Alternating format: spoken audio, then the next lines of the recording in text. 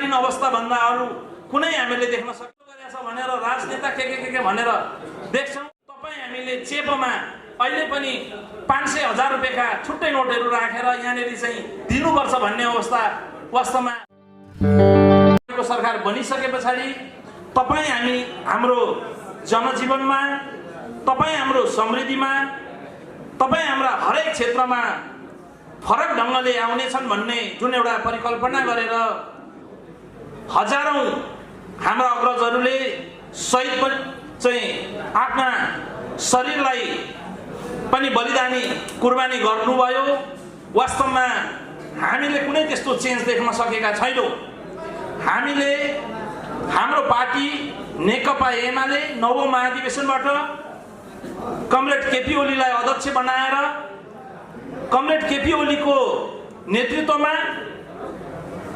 नेकपा एमाले र माओवादी केन्द्र एकीकृत गराई करिब 2/3 सरकार सञ्चालन गरिरहँदाखेरि पनि वास्तवमा हामीले साँच्चै भन्ने हो भने अहिले पनि यो नेपालमा सङ्कटकालीन अवस्थाभन्दा अरू कुनै हामीले देख्न सकेका छैनौँ।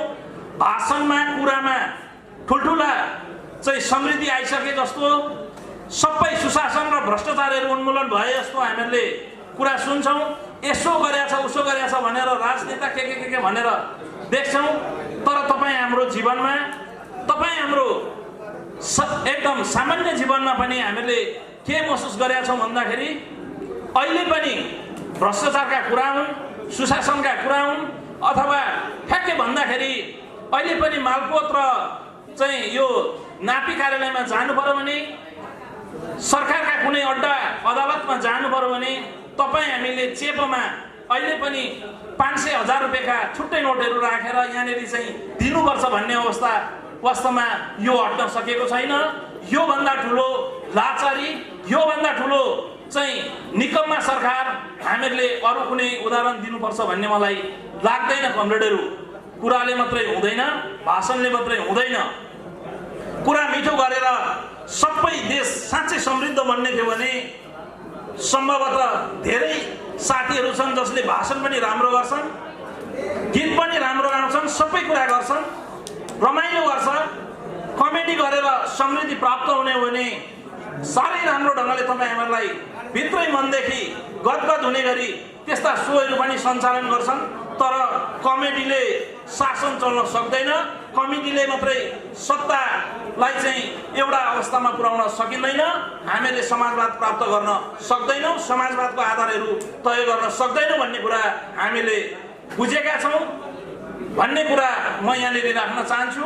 र आदरणीय कमरेडहरू, मलाई के विश्वास लागेको थियो भने 2/3 सरकार कम्तीमा नेपालको एकीकरण कसले गर्यो भन्दाखेरि पृथ्वीनारायण शाहले भनेर तपाईँ हामी सबैजनाले चाहिँ एउटा साधारण केटाकेटीले पनि पृथ्वीनारायण शाहले भन्न सक्छन्।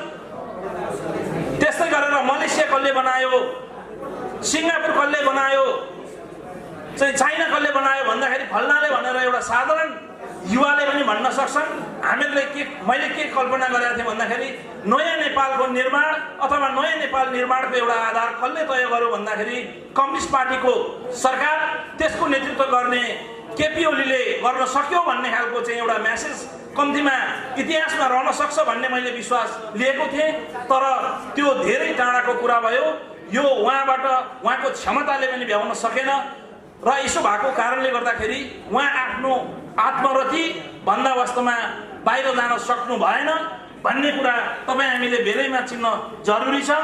र अहिले पनि हेर्ने हो भने उहाँले एउटा चाहिँ त्यो जिम्मेवारी दिने कुराहरू अथवा मनोनित गर्ने कुराहरू राज्यका जिम्मेवार निकायमा चाहिँ त्यहाँनिर नियुक्ति दिने सन्दर्भमा भ्रष्टाचार र त्यस पछाडि एउटा अब अत्यन्तै नराम्रो ढङ्गले उहाँलाई जुन ढङ्गले चाहिँ एउटा चाहिँ त्यो चाहिँ जुन खालको एउटा गतिविधि गर्नेछन् त्यस्तालाई मात्रै गरिरहेको कुराहरू हामीले प्राप्त गरिरहेका छौँ। भर्खरै पनि त्यही खालका समितिहरू, लेखा समिति हुन् चाहे अन्य समितिहरू निर्माण गरिरहेको छ, नियुक्ति दिइरहेको छ भन्ने कुराहरू जुन आएको छ।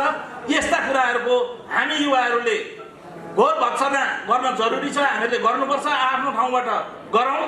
र सबैभन्दा मूल कुरा भनेको हाम्रो सङ्गठनै हो। सङ्गठनमै हामीहरूले विश्वास गर्छौँ। सङ्गठन